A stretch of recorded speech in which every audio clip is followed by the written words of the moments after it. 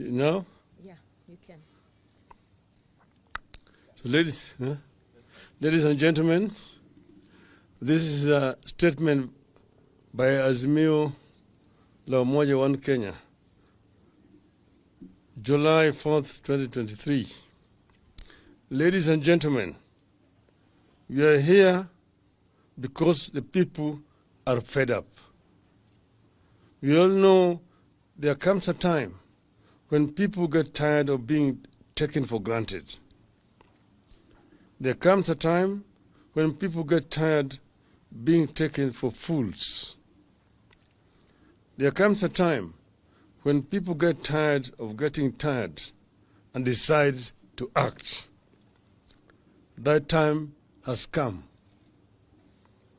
Consequently, we are embarking on some drastic actions against the Ruto illegitimate regime because of Ruto's own actions against us. Ruto is imposing taxes on us without our consent and making laws whose net effect is to make life increasingly difficult for our people. We are here because the taxation situation in the country and its accompanying injustices can no longer be tolerated. Ruto has even removed subsidies on fuel, unga, electricity, and even school fees, while giving subsidies to helicopter owners and using our money to finance lavish lifestyles of his allies. It has become clear that we are dealing with a dictator who also has no respect for wananchi. Ruto has become a heartless tyrant. We are determined to get this situation corrected. Therefore, we are here to announce that our Kamkunji meeting is on in Nairobi this Friday, as we had announced.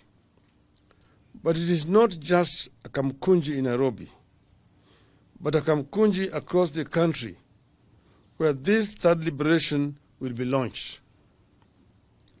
On that day, 7th July 2023, that is coming Friday, among other activities, we will launch a signature collection to signify our rejection of a Kenya Kwanza illegitimate regime and its policies, especially the punitive taxes.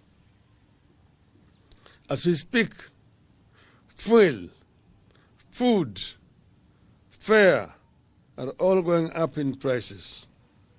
In fact, fare is already going up by 30%. Fellow Kenyans, as a people, we are not given to suffering in silence. We don't kneel before dictators and beg for their mercy. Even the few who do still suffer humiliation and even death. So we fight. We express ourselves loudly and clearly on issues affecting us. So we have got to fight, and that fight begins on this Friday. We need unity now more than ever. United, we can get many of the things that we not only desire, but which we justly deserve. From Friday, let's proceed with bold determination that we are going to stick together. We are going to work together. Let us stay with this fight until the end. We abhor violence. By embarking on pickets, protests, tax boycotts, and civil disobedience, we are not in any way advocating violence. We have never advocated violence in the past. We will never advocate it now or in the future. We believe in the law and the rule of law and will act within the law.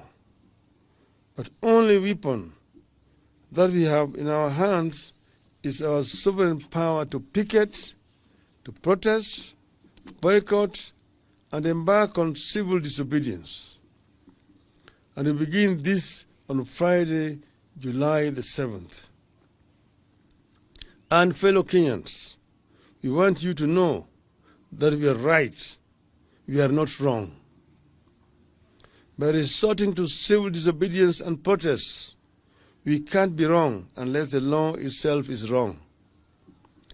The same law that sets up the governments and its institutions like parliament, the courts, the police, etc., allows us to picket, to protest, and engage in boycotts and present petitions. We are not wrong. We are acting within the law, and we expect nobody to frighten us. We must never be made to believe that we are wrong when we protest. And Martin Luther said, and I quote, that is Martin Luther Jr. He told us, now it means sacrificing. Yes, it means sacrificing at points. But there are some things that we've got to learn to sacrifice for. And we've got to come to the point that we are determined not to accept a lot of things that we have been accepting in the past. Unquote. As a country, we are at that point. We invite all our people to prepare to join the Kamkunji in Nairobi and in different other places across the country on Friday. I want to repeat that it's not just in Nairobi. It will be in other centers across the country, and the names are going to be announced shortly. Thank you, Kenyans. Let's meet in Kamkunji and other parts of the country for the Sabasaba of our lifetime. Thank you. End of statement. I think it's very clear. We should take a few questions. Yeah. If there's not, okay. Related to the statement, please. To the statement.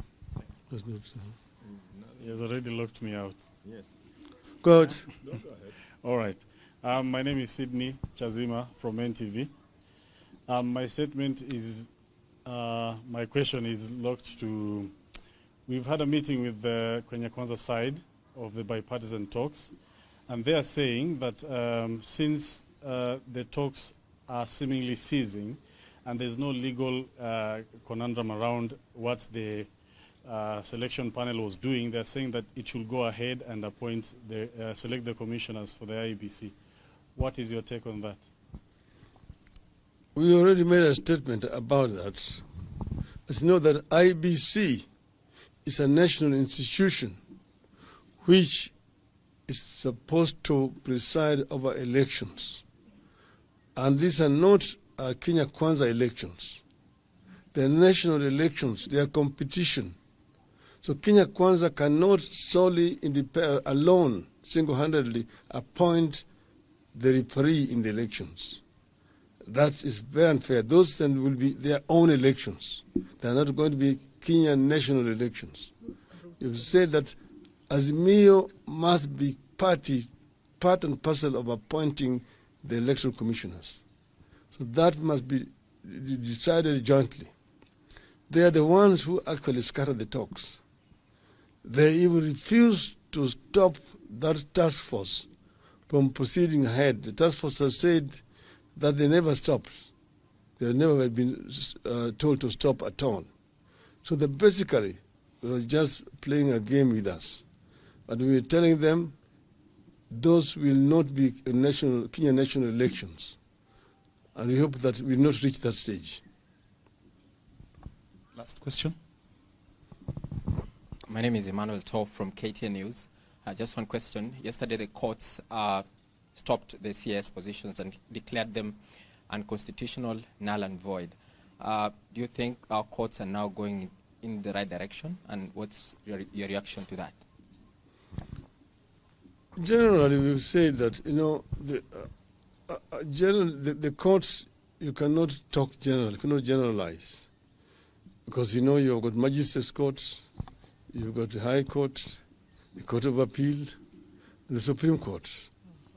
So we deal with the issues which are specific. We don't want to generalize. But we think that the court has acted correctly in doing what is right. The media must get it correct, because you're saying the court has done Ruto a blow. No, the court has just upheld the law, what the Constitution says. They've interpreted it correctly. And this is what we talk about, the division of powers and responsibilities. Parliament makes laws. If the executive implements those laws. And if there's a dispute, then the court interprets those laws in terms of the Constitution.